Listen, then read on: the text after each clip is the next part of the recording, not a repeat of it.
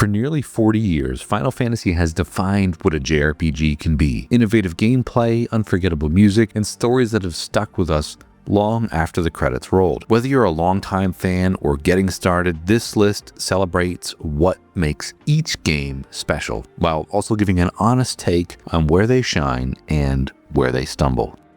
So it's finally time. After ranking every single Final Fantasy villain, main character, story, soundtrack, battle system, and artwork from worst to best, I'm finally going to tackle every Final Fantasy mainline game from 1 through 16. I'm really excited to get to this, but as always, before we do that, don't forget to like and subscribe if you're not already, and leave a comment below. Let me know what your ranking would be. I'd really be interested to know, because I'm certain that not everybody's going to agree with my list, and you know what? That is okay.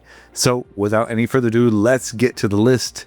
This is going to be a great video. Coming in at number 16 is Final Fantasy XI. Yes, no surprise to anybody who's watched my list before. The MMOs are just not my kind of game, but if you love them, I totally respect that. That style of gameplay and just that style of game isn't something that has really interested me. But with 11, it's very interesting because this was the first MMO in the franchise and broke new ground when it launched in the early 2000s. With the job system and the world design and the focus on teamwork and strategy, lots of people fondly remember the tight-knit community and the sense of discovery it provided. However, now it's not very newcomer friendly and it has some outdated mechanics and some steep learning curves, but it's also very reliant on multiplayer cooperation, which makes it harder for solo players now to progress comfortably, especially in the early stages of the game. I suppose now for longtime fans of Final Fantasy XI, it's full of nostalgic charm and meaningful memories, but yeah, for somebody new to this game like me, it's going to be hard for me to get into.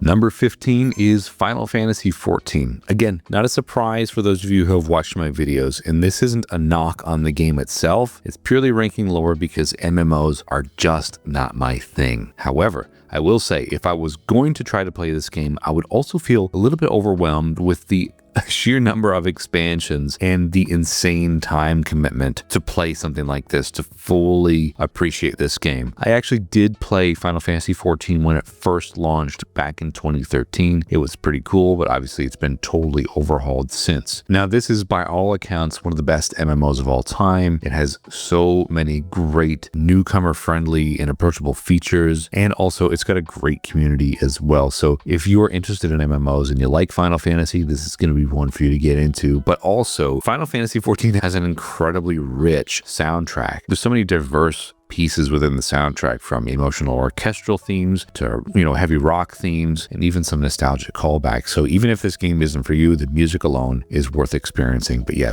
the MMOs, I'm sorry, but they're just not for me. Next up is Final Fantasy II. This game introduced named protagonists and a more emotionally driven story compared to Final Fantasy I. Here, there was a story about rebellion against an evil empire. It was a bold shift from the nameless adventures of the first game and marked the beginning of a more narrative-driven entry in the series. It explored heavier themes of loyalty and loss. The gameplay, however, is notoriously divisive. It scrapped traditional experience points in favor of a use-based progression system where characters improve stats by performing actions in battle. While for that time innovative, it leads to this awkward grind and balance issue, making the game feel a little bit like a chore. Or if you really don't care, you can just attack every battle and level up, and then you're done the game. That's what I did with the Pixel Remaster. It was kind of, yeah, I don't know, it just kind of made certain things in battle not make sense. Now, despite its flaws, Final Fantasy II's music is actually a strong point, with some compositions that bring emotional depth to the story moments. I do really like this game. While it's not my favorite here on the list, it is an important step in the franchise's evolution, even if it's not the most enjoyable to play today.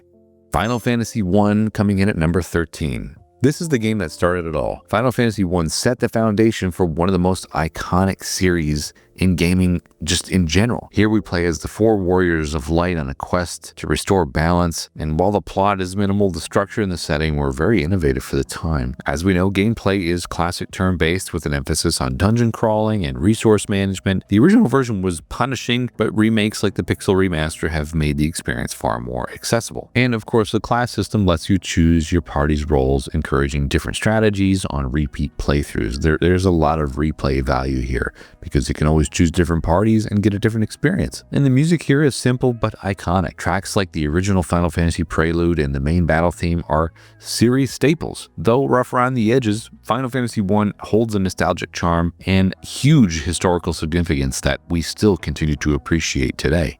Number 12, Final Fantasy XIII. Here we go. I can already hear it.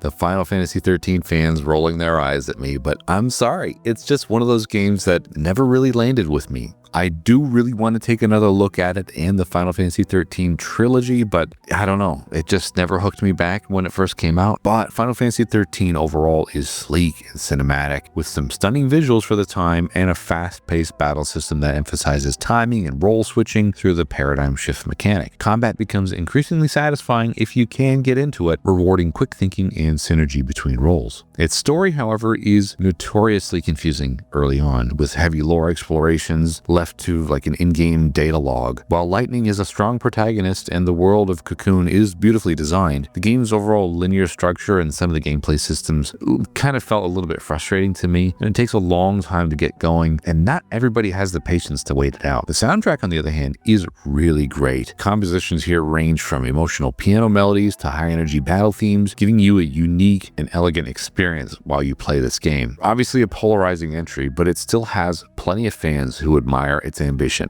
If you love this game, great, I'm happy for you. If you don't, you probably understand where I'm coming from when I say it's number 12.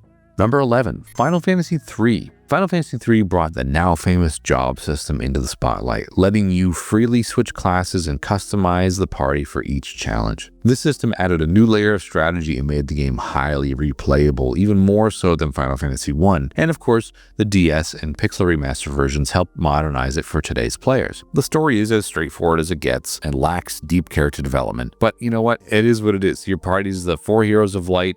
That's it. It's more about gameplay than narrative. And yes, while the world is charming, it doesn't have the emotional highs of later entries, to be expected. The soundtrack, though, does feature some really memorable themes and does a great job of matching the game's tone, especially in the dungeon and boss fights. It's a solid game for those who love strategic class tinkering, but it lacks the narrative richness that, again, defines many of its successors.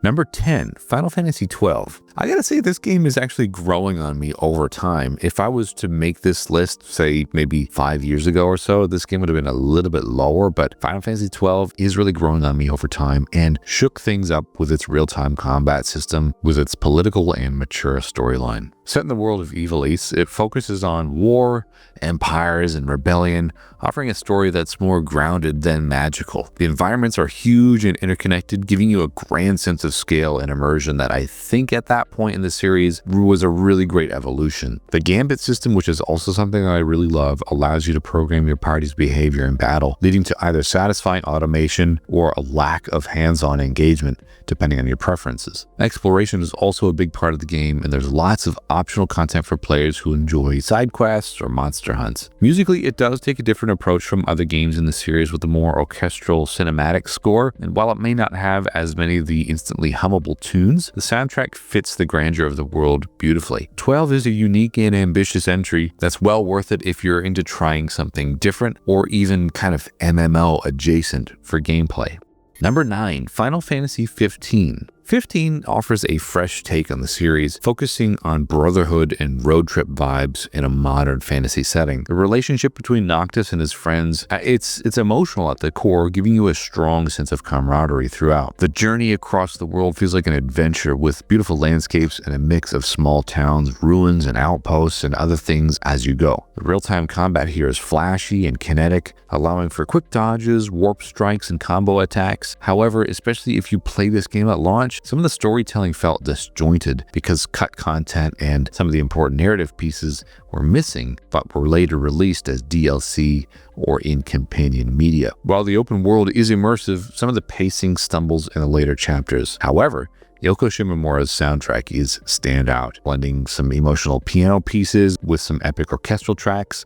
And plus, with all of the camping and driving and some of the key story moments, I mean, it had a really great layer of charm to it overall. 15 is imperfect but heartfelt.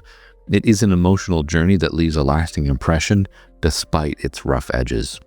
Number 8, Final Fantasy V. This is a gameplay lover's dream. The job system is one of the most robust in the entire franchise, letting you mix and match abilities in nearly limitless ways. There's a ton of freedom in how you build your party, and mastering the system is both rewarding and fun. The story leans more lighthearted with a mix of adventure and humor. Bartz and his friends are likable, and the tone stays mostly upbeat with the looming threat that they face. And while it doesn't reach the emotional depth of later games, some that came before and after, it's still an engaging tale with a few surprising twists. The music is bright and energetic with standout tracks like Battle on the Big Bridge is one of my favorites. And Final Fantasy V, it may not have the most memorable plot, but I really gotta say it excels in giving you a RPG playground filled with so many strategic possibilities and charm, and of course replayability as well. Number 7, Final Fantasy VIII. Tell you what, if you asked me to rank this game maybe about 20 years ago, it would have been a lot higher, but it just really hasn't aged as well for me. As you know, Final Fantasy VIII stands out for its boldness and unique ideas.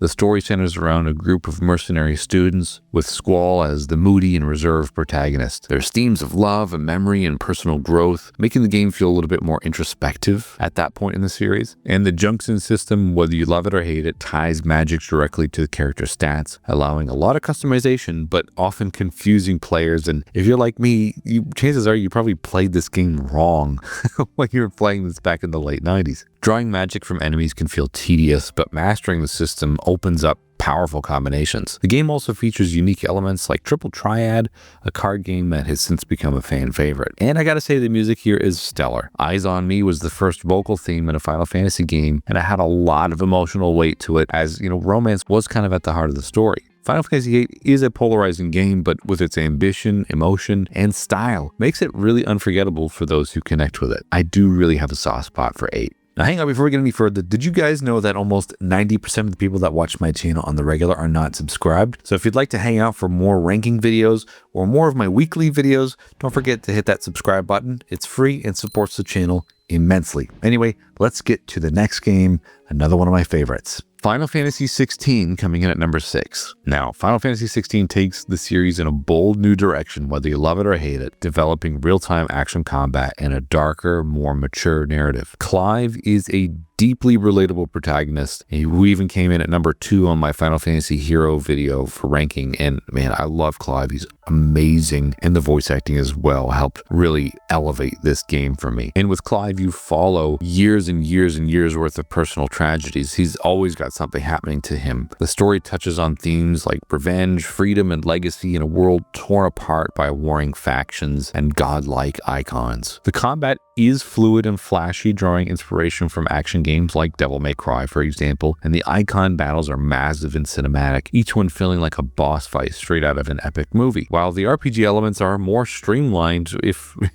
even there, really, but the storytelling and world building are incredibly rich and engaging. That was really the thing that kept me hooked in this game. And the soundtrack is pretty good as well. It wasn't my most favorite Final Fantasy soundtrack, but it did shift effortlessly between some more somber melodies, epic battle themes, and some more haunting pieces as well. Final Fantasy XVI might not please purists who prefer turn-based combat, but it does prove that the series can do something different while still staying emotionally resonant. I love that story. I love the characters. Clive is great. I love 16.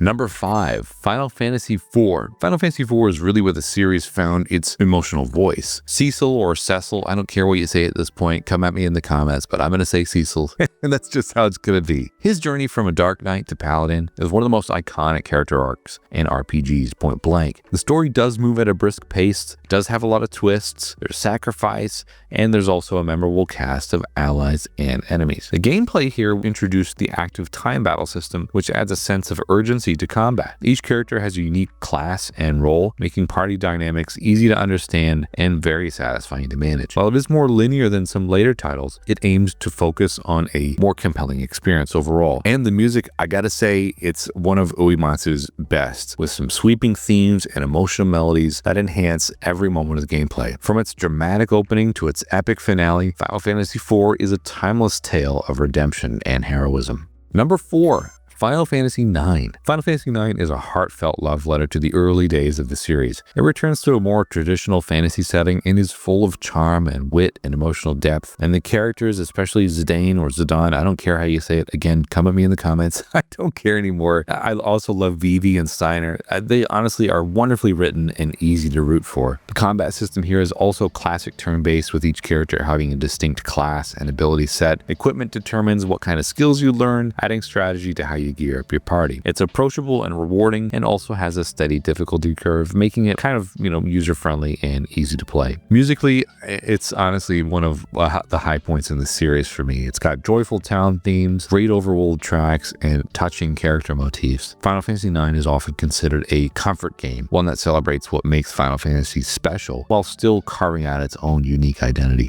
Great game.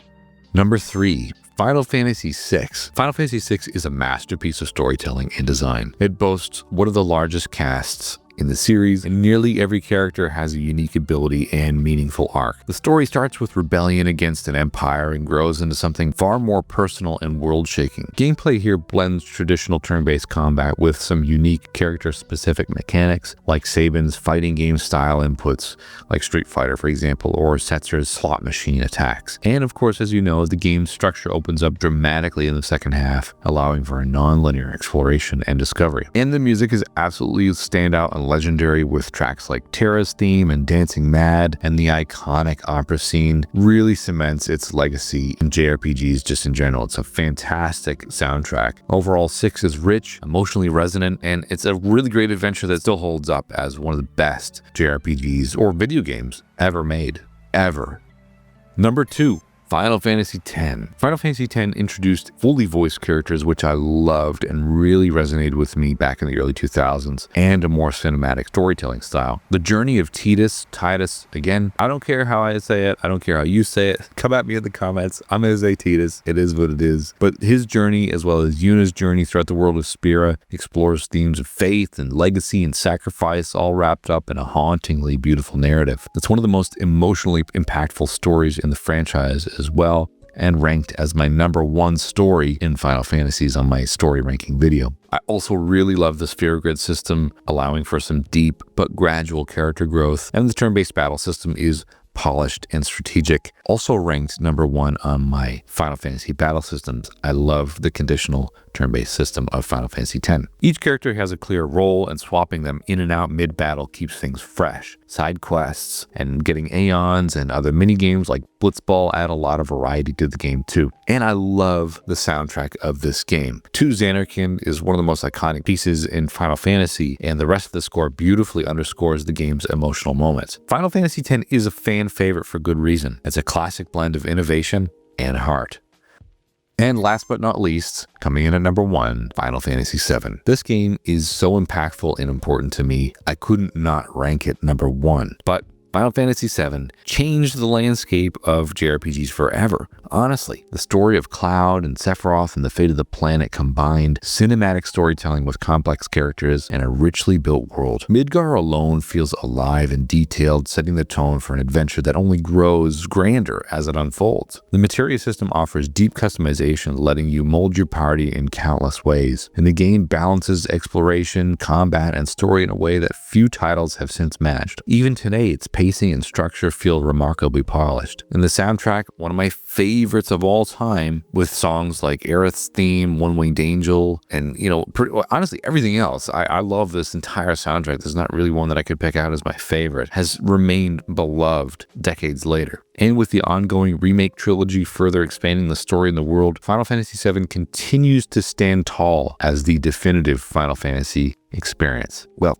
to me at least anyway. I love that game so much. So that's my ranking from worst to best. Probably no surprise that Final Fantasy VII takes the number 1 spot, but for me, it's just such a special game. And I realize that a lot of you probably will say, oh my gosh, it's so overrated, and whatever, that's okay. I would love to know your list. So please comment your thoughts down below. Don't forget to like and subscribe. And I can't wait to see you guys again on another video next week. Bye-bye.